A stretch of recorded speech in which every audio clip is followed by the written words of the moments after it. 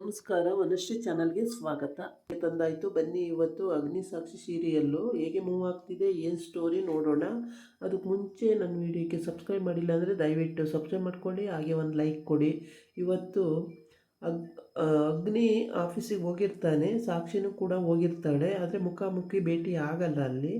ಯಾಕೆ ಅಂತಂದರೆ ಅಗ್ನಿ ಆಫೀಸ್ ರೂಮಲ್ಲಿ ಕೂತ್ಕೊಂಡು ಅವರ ಚಿಕ್ಕಿ ಜೊತೆ ಮತ್ತು ಚಿಕ್ಕಿ ಮಗನ ಜೊತೆ ಮಾತಾಡ್ತಾ ಇರ್ತಾನೆ.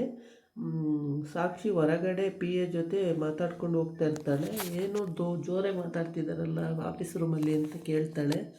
ಅವರು ಬಾಸ್ ಮಗ ಏನೋ ಮಾತಾಡ್ತಾವ್ರೆ, ಬನ್ನಿ ಮೇಡಮ್ ನೀವು ಲೇಟ್ ಆಗುತ್ತೆ ಅಂತ ಹೇಳ್ತಾನೆ. ಆಮೇಲೆ ನೀವು ಮೀಟಿಂಗ್ ಹೋಗಿ ಅಂತ ಅಂದರೆ, ನೀವು ಎಲ್ಲೋಗಿದ್ರಿ ಮೇಡಮ್, 11 ಗಂಟೆಗೆ ಕರೆಕ್ಟ್ ಮೀಟಿಂಗ್ ಇರುತ್ತೆ, ನೀವು ಅಷ್ಟೊತ್ತಿಗೆ ಹೋಗಬೇಕು ಅಂತ ಹೇಳ್ತಾನೆ.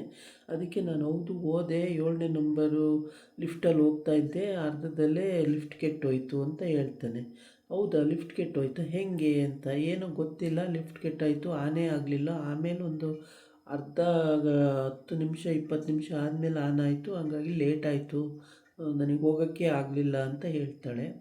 ಹೌದಾ, ಹಿಂಗಾಯ್ತಾ, ನಮ್ಗೆ ಗೊತ್ತೇ ಇಲ್ಲಲ್ಲ ಅಂತ. ಹೌದು, ಯಾರೋ ನಾನು ಜೋರು ಕೂಗ್ಕೊಂಡೆ, ಆಮೇಲೆ ಅಲ್ಲೇ ಫೋನ್ ಇತ್ತಲ್ವ, ಅಲ್ಲಿ ಫೋನ್ ಇರುತ್ತೆ ನೋಡಿ, ಯಾರು ಫೋನ್ ತಗೊಳ್ಳಿ ಅಂತ ಅಂದರು.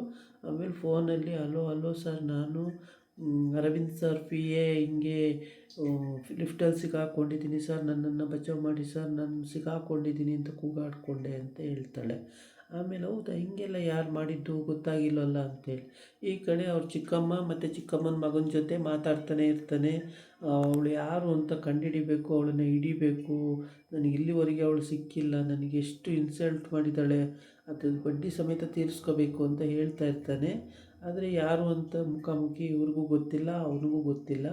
ಆಮೇಲೆ ಈ ಕಡೆ ಸರ್, ನಾನು ಅರವಿಂದ್ ಸರ್ ಹೇಳಿದ್ದಾರೆ, ಈ ಫೈಲು ಪ್ರಾಜೆಕ್ಟನ್ನ ಕರೆಕ್ಟು ಫಿನಿಷಿಂಗ್ ಮಾಡಬೇಕಂತೆ, ಇದನ್ನು ಮಾಡಿ ಮೇಡಮ್ ಅಂತ ಹೇಳಿರ್ತಾನೆ. ಹೌದಾ ಅಂತೇಳ್ಬಿಟ್ಟು ಅವಳು ಇಸ್ಕೊಂಡು ಅದನ್ನು ಮಾಡಿ ಆಮೇಲೆ ಮಾಡಿರ್ತಾಳೆ. ಒಂದೇ ದಿನದಲ್ಲೇ ಮುಗಿಸ್ಬಿಟ್ಟಿರ್ತಾಳೆ ಅದನ್ನು. ಹಂಗಾಗಿ ಹೌದಾ ಅಂತೇಳಿ ಅವ್ರ ಚಿಕ್ಕಿ ಮತ್ತು ಚಿಕ್ಕಿ ಮಗ, ಅಂದರೆ ಅಗ್ನಿ ಚಿಕ್ಕಿ ಮಗ ಚಿಕ್ಕಿ ಪಿ ಎ ಇಬ್ಬರು ಬರ್ತಾರೆ. ಬಂದುಬಿಟ್ಟು ಸಾಕ್ಷಿ ಏನು ಫೈಲು ಏನು ಮಾಡಿದ್ದೀಯಾ ಅಂತ ಕೇಳ್ತಾರೆ. ಸರ್, ಅರವಿಂದ್ ಸರು ಹಿಂಗೆ ಕೊಟ್ಟಿದ್ರು ಮ್ಯಾಮ್, ಅದು ರೆಡಿ ಮಾಡ್ತಾಯಿದ್ದೀನಿ ಅಂತ ಹೇಳ್ತಾಳೆ. ಇಲ್ಲಿ ಮನೇಲಿ ಬಂದು ಈ ಹುಡುಗಿ ಯಾವಾಗಲೂ ಗಾಬರಿ ಆಗುತ್ತೆ. ಅರವಿಂದ್ ಮಗಳು ಇವಳು, ಗಾಬರಿ ಆಗುತ್ತೆ, ಪ್ರತಿಯೊಂದು ವಿಷಯಕ್ಕೂ ಗಾಬರಿ ಆಗುತ್ತೆ. ಅಣ್ಣ ಎಲ್ಲೋದ, ಅಣ್ಣ ಊಟ ಮಾಡಿದ್ನ, ಅಣ್ಣ ತಿಂಡಿ ತಿಂದ, ಅಣ್ಣ ಯಾರ ಹತ್ರನಾದ್ರು ಜಗಳ ಆಡಿದ್ನ, ಬರೀ ಇದನ್ನೇ ಯೋಚನೆ ಮಾಡ್ತಿರುತ್ತೆ. ಡ್ಯಾಡಿ ನೀವು ನೋಡಿದ್ರ ಅಣ್ಣನ, ಅಣ್ಣ ಎಲ್ಲಿದ್ದ, ಆಫೀಸಲ್ಲಿದ್ದ, ಊಟ ಮಾಡಿದ್ನ, ತಿಂಡಿ ತಿಂದ, ಇದೇ ವಿಚಾರಿಸ್ತಾ ಇರುತ್ತೆ. ಅದಕ್ಕೆ ಅವನು ಹೇಳ್ತಾನೆ ಅರವಿಂದ, ಅಲ್ಲ ನಾನು ಅಪ್ಪ, ನನ್ನನ್ನು ವಿಚಾರಿಸ್ಕೊಳ್ಳಲ್ಲ, ನಿಮ್ಮ ಅಣ್ಣನ್ನೇ ವಿಚಾರಿಸ್ಕೊತೀಯಲ್ಲಮ್ಮ ನೀನು ಅಂತಾನೆ. ಸಾರಿ ಡ್ಯಾಡಿ, ಅಣ್ಣನ ಇಷ್ಟೊತ್ತು ನೋಡಿಲ್ಲಲ್ಲ, ಅದಕ್ಕೆ ಅಣ್ಣನ ಕೇಳ್ತಾ ಇದ್ದೀನಿ. ಸಾರಿ ಡ್ಯಾಡಿ, ನೀವು ಊಟ ಮಾಡಿದ್ರಾ ಅಂತ ಕೇಳ್ತಾರೆ. ಅಷ್ಟೊತ್ತಿಗೆ ಅವ್ರ ಅಮ್ಮ ಬರ್ತಾಳೆ ಅಲ್ಲಿಗೆ. ಅವರಮ್ಮ ಬಂದು ನಗಾಡ್ತಾಳೆ. ಅಪ್ಪ ಮಗಳು ಮಾತಾಡ್ತಾ ಇರೋದನ್ನು ನೋಡಿಬಿಟ್ಟು ನಗಾಡಿಕೊಂಡು, ಸಾಕ್ಷಿ ಅಂತ ಹುಡುಗಿ ಪಿ ಎ ಆಗಿ ಬರ್ತಾಳೆ ಅಂದ್ರಲ್ಲ, ಅವಳು ಬಂದ್ಲಾ ಅಂತ ಕೇಳ್ತಾಳೆ. ಇವನು ಏನೂ ಮಾತಾಡಲ್ಲ, ಹಂಗೆ ನಗಾಡಿಕೊಂಡು ಎದ್ದೇಳ್ತಾನೆ. ಆವಾಗ ಅಲ್ಲ, ಕೇಳ್ತಾನೆ ಇದ್ದೀನಿ, ನೀವು ಹೇಳ್ತಾನೆ ಇಲ್ಲ, ಹುಡುಗಿ ಬಂದ್ಲಾ ಅಂತೇಳಿ ಅಂತ. ಆಮೇಲೆ ಇವ್ನು ಮತ್ತೆ ಖುಷಿಯಾಗಿ ಮಗಳಿಗೆ ಸಮಾಧಾನ ಮಾಡ್ತಾನೆ. ಏನು ಬೇಜಾರು ಮಾಡ್ಕೋಬೇಡ, ಹೌದು ಅಗ್ನಿ ಆಫೀಸಲ್ಲೇ ಇದ್ದಾನೆ, ನಂದು ಎಲ್ಲ ಆಯಿತು, ನೀನೇನು ಚಿಂತೆ ಮಾಡಬೇಡ ಅಂತ ಮಗಳನ್ನ ತಪ್ಪಿಕೊಂಡು ಮಗಳಿಗೆ ಮುತ್ತು ಕೊಡ್ತಾನೆ. ಇದನ್ನೆಲ್ಲ ನೋಡ್ತಾ ಇದ್ದ ಅವ್ರ ಚಿಕ್ಕಮ್ಮ ತುಂಬ ಖುಷಿ ಪಡ್ತಾಳೆ. ಅಪ್ಪ ಮಗಳು ಎಷ್ಟು ಚೆಂದ ಇದ್ದಾರಲ್ವ ಅಂತ ಹೇಳ್ಬಿಟ್ಟು ಖುಷಿ ಪಡ್ತಾಳೆ. ಅರವಿಂದ ಯಾರ ಹತ್ರನೂ ಕೂಗಾಡಲ್ಲ, ಮಗ ಮಾತ್ರ ದಾರಿ ಬರಲ್ವಲ್ಲ ಅಂತ ಮಗನ ಹತ್ರ, ಅಗ್ನಿ ಹತ್ರ ಕೂಗಾಡ್ತಾನೆ ಹೊರತು ಬೇರೆ ಯಾರ ಹತ್ರನೂ ಕೂಗಾಡಲ್ಲ. ಎಲ್ಲರ ಹತ್ರ ಕೂಲಾಗೇ ಇರ್ತಾನೆ. ಅಗ್ನಿ ಹತ್ರ ಮಾತ್ರ ಯಾವಾಗಲೂ ಕೂಗಾಡ್ತಿರ್ತಾನೆ. ಅವನು ಯಾವ ಥರ ಹೇಳಿರೋ ರೂಟಿಗೆ ಬರಲ್ಲ. ಇವಳು ಇಲ್ಲಿ ಪ್ರಾಜೆಕ್ಟನ್ನು ರೆಡಿ ಮಾಡಿದ್ದಾಳೆ ಸಾಕ್ಷಿ. ಅದನ್ನು ಇವರಿಬ್ಬರು, ಅಂದರೆ ಅಗ್ನಿ ಚಿಕ್ಕಮ್ಮ ಮತ್ತು ಅಗ್ನಿ ಚಿಕ್ಕಮ್ಮನ ಪಿ ಎ, ಇವರಿಬ್ಬರು ಅದನ್ನು ಕಿತ್ಕೋಬೇಕು, ಹರಸಾಹಸ ಮಾಡ್ತಾರೆ. ಏನು ಅಗ್ನಿ, ಏನು ಸಾಕ್ಷಿ, ಇಷ್ಟು ಬೇಗ ಎಲ್ಲ ಮಾಡಿಬಿಟ್ಟ ಅಂತ. ಹೌದು ಮ್ಯಾಮ್ ಅಂತಾಳೆ. ಆಮೇಲೆ ಅಲ್ಲ, 10 ಜನ ಹೇಳಿ ಮಾಡಬೇಕಿತ್ತು, ಇದನ್ನು ನೀನು ಒಬ್ಬಳೇ ಮಾಡಿಬಿಟ್ಟ ಅಂತ ಕೇಳ್ತಾರೆ. ಹೌದು 10 ಜನ ಡಿಸಿಷನ್ ಬೇಡ ಮೇಡಮ್ ನಾನು ಒಬ್ಬಳೇ ಮಾಡಿದ್ದೀನಿ ಅಂತ ಹೇಳ್ತಾಳೆ. ಇವರಿಬ್ಬರು ಮುಖ ಮುಖ ನೋಡ್ಕೊಳ್ತಾರೆ. ಆಮೇಲೆ ಕೊಡಿ ಮೇಡಮ್ ಅದನ್ನು ನಾನು ನಾಳೆ ಬಂದಾಗ ನಿಮಗೆ ಕೊಡ್ತೀನಿ ಅಂತಾಳೆ. ಇಲ್ಲ ಇಲ್ಲ ಇದನ್ನು ನಾನೇ ಇಟ್ಕೊಂಡು ಹೋಗ್ತೀನಿ, ತೊಂದರೆ ಇಲ್ಲ, ನೀವೇನು ಅಷ್ಟೇನು ಟೆನ್ಷನ್ ತೊಗೊಳ್ಳೋದು ಬೇಡ ಅಂತ ಹೇಳಿ ಅವಳು ಹೊರಡ್ತಾಳೆ. ಸಾಕ್ಷಿ ನಿನ್ನ ಕೆಲಸ ಆಗಿದ್ದರೆ ನೀನು ಹೋಗ್ಬೋದು, ಟೈಮ್ ಆಗಿದೆ, ನೀನು ಹೋಗು ಮನೆಗೆ ಅಂತಾಳೆ. ಹಾಂ ಓಕೆ ಮ್ಯಾಮ್ ನಾನು ಹೊರಡ್ತೀನಿ ಅಂತೇಳಿ ಹೊರಡ್ತಾಳೆ. ಆವಾಗ ಪಿ ಎ ಕೊಡಿ ನಾನು ಇಟ್ಕೊಂಡಿರ್ತೀನಿ ಅಂತ ಕೇಳೋಕ್ಕೆ ಹೋಗ್ತಾಳೆ. ಕೊಡಲ್ಲ ಅವಳು, ಫೈಲ್ ಅವಳೇ ಇಟ್ಕೊಂಡು ಹೋಗ್ತಾಳೆ. ಆವಾಗ ಆ ರೋಡಲ್ಲಿ ಹೋಗ್ತಾ ಇರ್ತಾಳೆ. ಆವಾಗ ಫೋನಲ್ಲಿ ಏನೋ ಮಾತಾಡ್ಕೊಂಡು ತಂಗಿ ಹತ್ರ ಭೂಮಿ ಹಿಂಗೆ ಕಣೆ ಹಂಗೆ ಕಣೆ ಅಂತ ಮಾತಾಡ್ಕೊಂಡು ಹೋಗ್ತಾ ಇರ್ತಾಳೆ. ಅಷ್ಟೊತ್ತಿಗೆ ರೋಡಲ್ಲಿ ಒಂದಮ್ಮ ಫೋನಲ್ಲಿ ಮಾತಾಡ್ತಾ ಒಂದು ಮಗುನ ರೋಡಲ್ಲೇ ಬಿಟ್ಟು ಹೋಗ್ಬಿಟ್ಟಿರ್ತಾಳೆ. ಆ ಮಗು ಅಲ್ಲಿ ಗೊಂಬೆ ಬೀಳುತ್ತೆ, ಅದನ್ನು ತಗೊಳಕ್ಕೆ ಅಂತ ಕೈ ಬಿಡಿಸ್ಕೊಂಡು ಹೋಗಿ ತಗೊಳಕ್ಕೆ ಹೋಗುತ್ತೆ. ಇವಳು ಫೋನಲ್ಲಿ ಇರ್ತಾಳೆ, ಅವ್ರ ಅಮ್ಮ ಅದನ್ನು ನೋಡೋದೇ ಇಲ್ಲ. ಅವಳು ಆ ಕಡೆ ರೋಡಿಗೆ ಹೋಗಿ ಅಲ್ಲಿ ಫೋನ್ ಇಟ್ಟ ಮೇಲೆ ಮಗುನ ತಿರುಗಿ ಮುರುಗಿ ನೋಡ್ತಾಳೆ. ಅಷ್ಟೊತ್ತಿಗೆ ಅಗ್ನಿ ಸಾಕ್ಷಿ ಇಬ್ಬರು ಓಡಿ ಬಂದು ಕೈ ಹಿಡ್ಕೊತಾರೆ. ಮಗುನ ಕೈ ಇಟ್ಕೊಂಡು ಆ ಕಡೆ ಒಬ್ರು ತಗೊಂಡೋಗಿ ಆ ಕಡೆ ರೋಡಿಗೆ ಬಿಡ್ತಾರೆ. ಬಿಟ್ಬಿಟ್ಟು ಆಮೇಲೆ ಈ ಹುಡುಗಿ ಅವ್ರ ಅಮ್ಮನ ನೋಡಿದ ತಕ್ಷಣವೇ ಇಬ್ಬರದು ಕೈ ಬಿಚ್ಕೊಂಡು ಅವ್ರ ಅಮ್ಮನ ಹತ್ರ ಹೋಗುತ್ತೆ. ಬಿಡಿಸ್ಕೊಂಡು ಹೋಗ್ಬಿಟ್ಟು ಅಮ್ಮ ಅಂತ. ಆವಾಗ ಇವರಿಬ್ರು ಮಗುನ ನೋಡ್ಕೊಳ್ಳಿ ಕರೆಕ್ಟಾಗಿ, ಫೋನಲ್ಲಿ ಮಾತಾಡೋದು ಮುಖ್ಯ ಅಲ್ಲ, ಮಗುನ ನೋಡ್ಕೊಳ್ಳೋದು ಮುಖ್ಯ. ಮಗುನ ನೋಡ್ಕೊಳ್ಳಿ, ಮಧ್ಯ ರೋಡಲ್ಲಿ ಮಗು ಇದೆ, ಅದೇನೋ ಗೊಂಬೆ ಬಿದ್ದಿದೆ ತಗೊಳಕ್ಕೆ ಹೋಗಿದೆ, ನೀವು ಹಿಂಗೆ ಬಿಟ್ಬಿಟ್ಟು ಹೋಗಿದ್ದೀರಲ್ಲ, ಸರಿನಾ ಇದು ಅಂತ ಅಂತಾನೆ. ಸಾರಿ ಸರ್ ಅಂತಾನೆ. ಆಮೇಲೆ ಸಾಕ್ಷಿನೂ ಹೇಳ್ತಾಳೆ, ಮಗುನ ಕರೆಕ್ಟಾಗಿ ನೋಡ್ಕೊಳ್ಳಿ, ಮಗು ನೋಡ್ಕೊಳ್ದಲ್ಲೇ ಈ ಥರ ಬಿಟ್ಟರೆ ಹೇಗೆ, ಇದೇ ಮತ್ತು ಆಕ್ಸಿಡೆಂಟ್ ಎಲ್ಲ ಆಗೋದು ಅಂತೇಳಿ. ಸಾರಿ ಮೇಡಮ್ ಅಂತಾಳೆ. ಆಮೇಲೆ ಅಗ್ನಿ ಅವಳ ಮುಖ ನೋಡ್ತಾನೆ, ಅವನು ಅಗ್ನಿ ಮುಖ ನೋಡ್ತಾನೆ. ಸಾಕ್ಷಿ ನೋಡ್ಬಿಟ್ಟು ನೀನು ಅಂದ್ಕೊಂಡು ಹೀಗೆ ಗುರಾಯಿಸ್ಕೊಂಡು ನೋಡ್ತಾರೆ. ಆಮೇಲೆ ನೋಡಿಕೊಂಡು ಹೋಗ್ತಾನೆ ಮನೆಗೆ. ಅವಳು ಅಲ್ಲೂ ಸಿಕ್ಕಿದ್ಲು ನನಗೆ ಅಂತ. ಯಾರು ಅಂತ ನನಗೇನು ಗೊತ್ತು, ಮತ್ತು ಅವಳ ಹೆಸರೇನು ಅದು ಗೊತ್ತಿಲ್ಲ, ಅಲ್ಲೂ ಸಿಕ್ಕಿದ್ಲು ನನಗೆ ಅಂತ. ಆಮೇಲೆ ಈ ಕಡೆ ಬಂದು ಅವಳು ಆಫೀಸಲ್ಲಿ ಊಟ ಮಾಡುವಾಗ ಮಧ್ಯಾಹ್ನ ಒಂದು ತಾತ ಊಟ ಮಾಡ್ತಾ ಕೂತಿರುತ್ತೆ ಕ್ಯಾಂಟೀನಲ್ಲಿ. ಆ ತಾತಗೆ ಪಾಪ ಕೈ ಒಂದದೇನೆ ಎಲ್ಲ ಟೇಬಲ್ ಮೇಲೆ ಊಟ ಎಲ್ಲ ಚೆಲ್ಲೋಗ್ಬಿಡುತ್ತೆ. ಆವಾಗ ಅದನ್ನೇ ಎಕ್ಕಿ ಅದು ತಿನ್ನೋಕ್ಕೆ ಓಡಾಡ್ತಿರುತ್ತೆ ತಾತ ಬಾಕ್ಸಿಗೆ ಹಾಕ್ಕೊಳ್ಳೋಕ್ಕೆ. ಆವಾಗ ಇವಳಿಗೆ ತುಂಬ ಹೊಟ್ಟೆ ಉರಿದ್ಬಿಡುತ್ತೆ. ತಾತ ಮಾಡ್ತಾಯಿರೋದು ನೋಡಿಬಿಟ್ಟು ತುಂಬ ಹೊಟ್ಟೆ ಉರಿದ್ಬಿಡುತ್ತೆ. ಆವಾಗ ಏನು ಮಾಡ್ತಾಳೆ ಅಂದರೆ ಅವಳಿಗೆ ತಂದಿರೋ ಊಟನೇ ತಗೊಂಡೋಗಿ ತಾತಗೆ ತಿನ್ನಿಸ್ತಾಳೆ. ಅದನ್ನು ಅರವಿಂದ ಅವಾಗ ಬಂದಿರ್ತಾರೆ, ಅಷ್ಟು ದೂರದಲ್ಲಿ ನಿಂತ್ಕೊಂಡು ಅದನ್ನು ನೋಡಿಬಿಡ್ತಾರೆ. ನೋಡಿದ ತಕ್ಷಣ ಅಯ್ಯೋ ಪಾಪ ಎಷ್ಟು ಒಳ್ಳೆ ಹುಡುಗಿ, ಎಷ್ಟು ನಾಜೂಕು, ಪಾಪ ತಾತ ಊಟ ಇಲ್ಲ ಅಂತೇಳಿ ಅವಳ ಊಟನೇ ತಾತ ತಿನ್ನಿಸ್ತಿದ್ದಾಳಲ್ಲ, ಎಷ್ಟು ಒಳ್ಳೆ ಹುಡುಗಿ ಅಂತೇಳ್ಬಿಟ್ಟು ಅವ್ರ ಮನಸ್ಸಲ್ಲೇ ಅಂದ್ಕೊಂಡು ಅಲ್ಲೇ ನಗಾಡ್ಕೊಂಡು ಅಲ್ಲೇ ನಿಂತಿರ್ತಾರೆ. ಆವಾಗ ಈ ತಾತಗೆ ಊಟ ತಿನ್ನಿಸ್ತಾಳೆ. ಸಾಕು ಬಿಡಮ್ಮ, ನೀನು ತಂದಿರೋದು ಊಟ ನೀನು ತಿನ್ನಮ್ಮ ಅಂತ. ಪರವಾಗಿಲ್ಲ ತಾತ, ನೀವು ಚೆನ್ನಾಗಿರಬೇಕು, ತಿನ್ನಿ, ವಯಸ್ಸಾದವ್ರು ನೀವು, ಪಾಪ ಎಲ್ಲ ಚೆಲ್ಲೋಯ್ತಲ್ಲ ತಾತ ಅಂತೇಳಿ. ಅರವಿಂದ ಅದನ್ನು ನೋಡ್ತಾ ಇರ್ತಾನೆ. ನೋಡಿ ಖುಷಿಯಾಗುತ್ತೆ, ತುಂಬ ಖುಷಿಯಾಗುತ್ತೆ, ಎಷ್ಟು ಒಳ್ಳೆ ಹುಡುಗಿ, ಏನು ಕತೆ ಅಂತೇಳ್ಬಿಟ್ಟು. ಆಮೇಲೆ ಅವಳು ತಿನ್ನಿಸಿ ಎಲ್ಲ ಮಾಡಿ ನೀರು ಕುಡಿಸಿ ನೆತ್ತಿಗತ್ತಿಸ್ಕೊಳ್ಳುತ್ತೆ ತಾತ.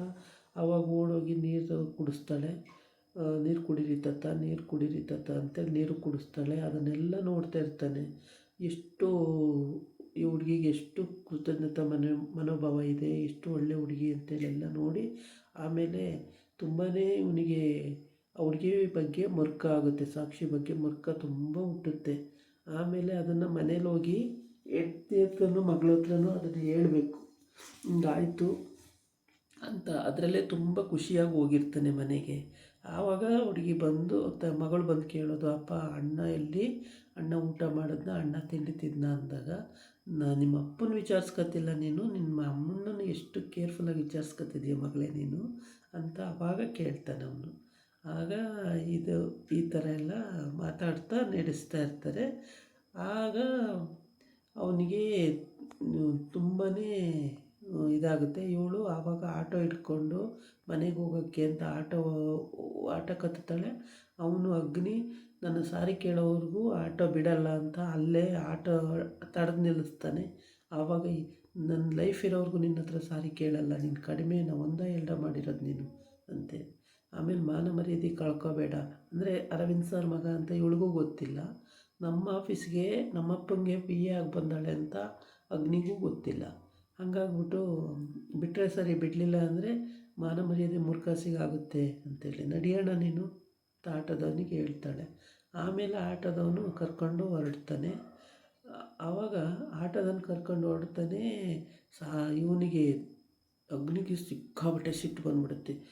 ನನ್ನನ್ನು ಇಷ್ಟು ಕೇವಲವಾಗಿ ಮಾತಾಡ್ತಾಳಲ್ಲ, ಯಾರು ಇವಳು ಅಂತೇಳ್ಬಿಟ್ಟು ಇಷ್ಟು ಸಿಟ್ಟು ಮಾಡ್ತಾನೆ ಅಂದರೆ ಕಡಿಮೆ ಸಿಟ್ಟು ಮಾಡಲ್ಲ.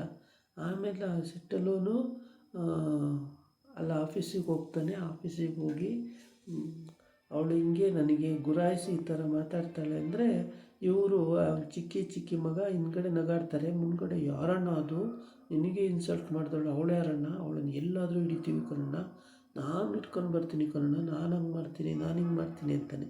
ಅವನು ಏನೂ ಮಾಡಲ್ಲ, ಸುಮ್ಮನೆ ಮಾತಾಡೋದಷ್ಟೇ ಇಲ್ಲಿ.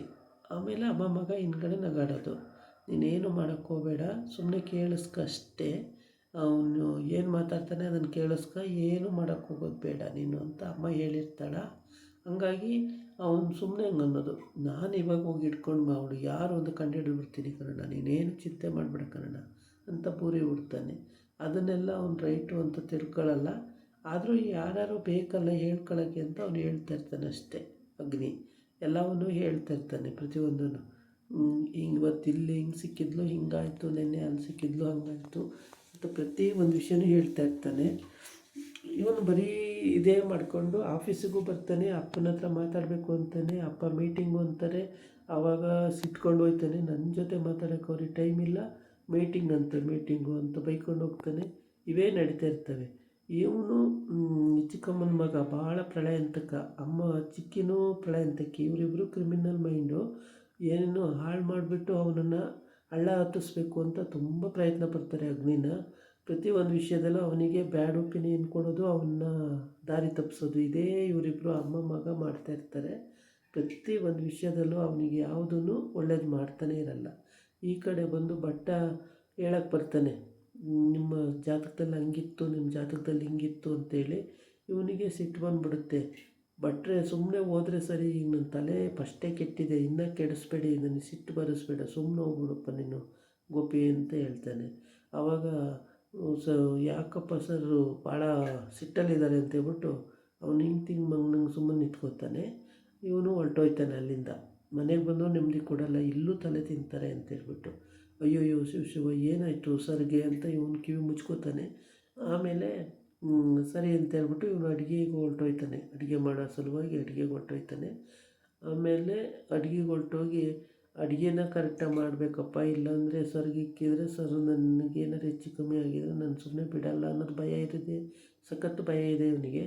ಆದರೂ ನಾನು ಶಾಸ್ತ್ರ ಹೇಳ್ತೀನಿ, ಕರೆಕ್ಟಾಗಿ ಹೇಳ್ತೀನಿ, ನಾನು ತಪ್ಪು ಹೇಳಲ್ಲ, ಹಂಗೆ ಹೇಳಲ್ಲ, ಹಿಂಗೆ ಹೇಳೋದು, ಹಿಂಗೆ ಹೇಳ್ತಿರ್ತಾನೆ. ಇದಾಗಿತ್ತು ಇವತ್ತಿನ ವೀಡಿಯೋ. ನಾಳೆ ಇನ್ನೊಂದು ವೀಡಿಯೋ ಜೊತೆ ಬರ್ತೀನಿ. ನಮಸ್ಕಾರ.